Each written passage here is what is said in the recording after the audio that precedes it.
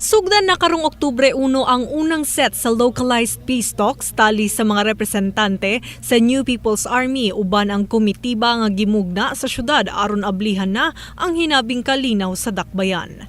Sa usa ka press conference giingon ni Mayor Inday Sara nga giproseso pa niini ang appointment papers alang sa mga mahimong miyembro sa maong espesyal nga komitiba. Ang ato ang chairperson is retired Judge Ridgway Tangili, and ang ato ang members is si Archbishop Valles, si Barangay Captain Jesse Areha.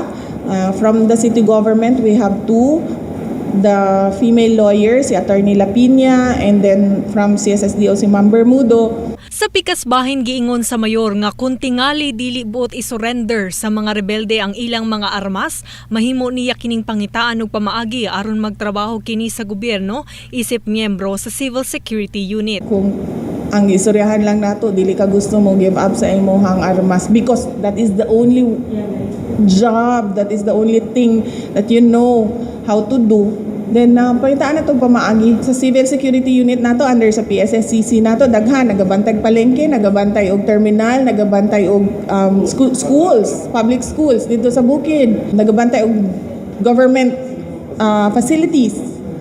I am very flexible kung mao ang kinahanglan to attain that peace na kinahanglan nato diri sa Davao. Matod sa mayor kung walay maayong resulta ang ilusad nga localized peace talks, iya kining undangon sa bulan sa Nobyembre sunod tuig subay sa iyahang gideklara nga timeline. Kasama mo sa balita, Radyo Man Abi Bibera, Tatak RMN. Tatak RMN.